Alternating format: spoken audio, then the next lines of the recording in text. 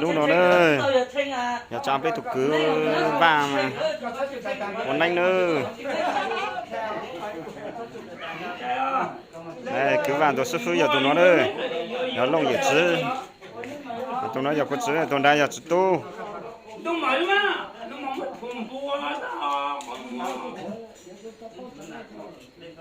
Lo.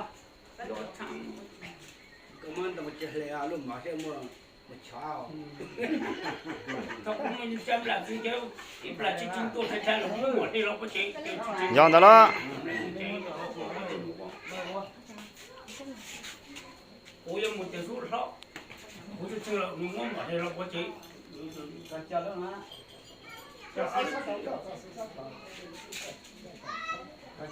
Chờ sát là phải này. Được rồi, con tuấn chạy sang là gì đây? Và chạy chạy.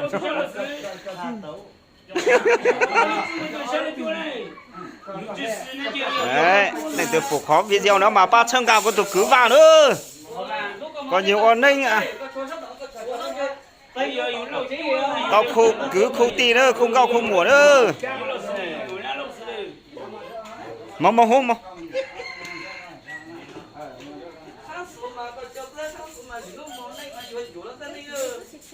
Mà giờ đi tập về các sân ruộng. Đấy, cứ vào tôi sư phụ giờ tụi đó nữa.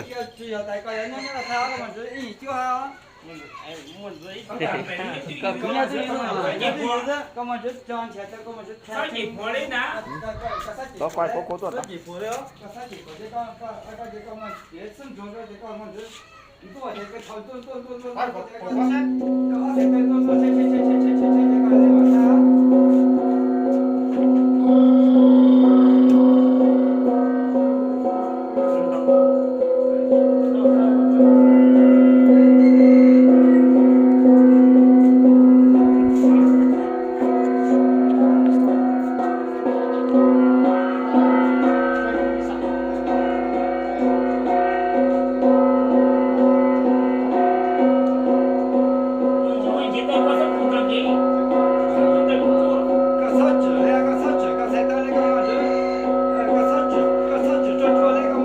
Cho thoải mái thả lỏng nữa nè.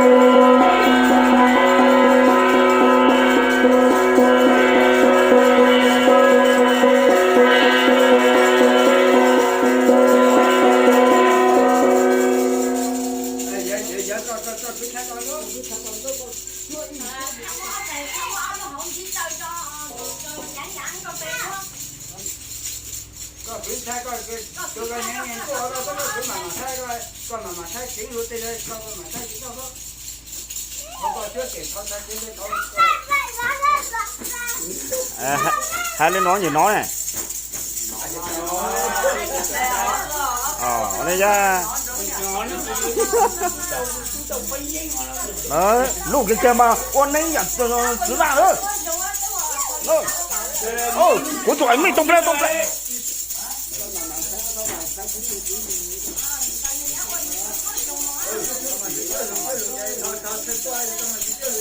nó lên mà tới mấy tổ sứ này hello thằng nó à thay luôn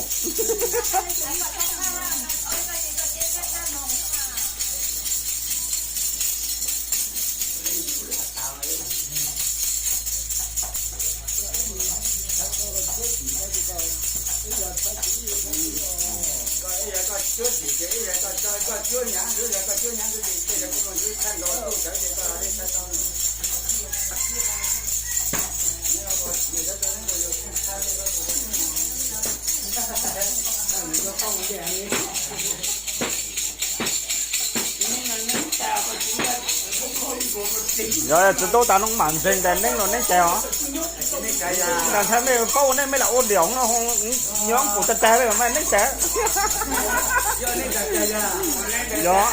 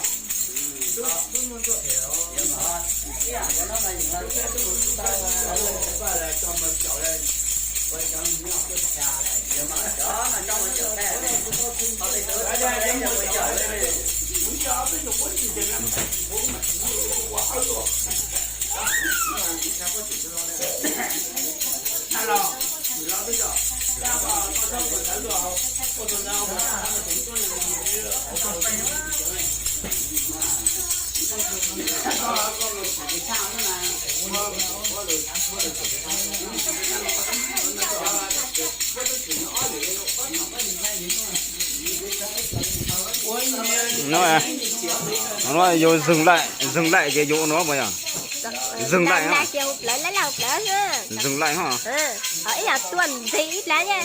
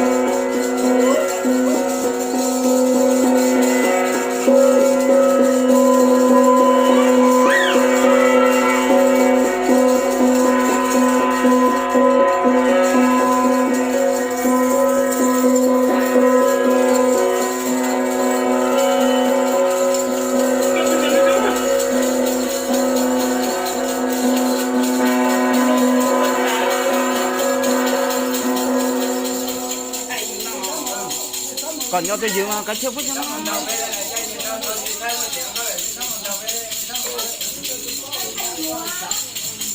dù lâu dù nhau tôi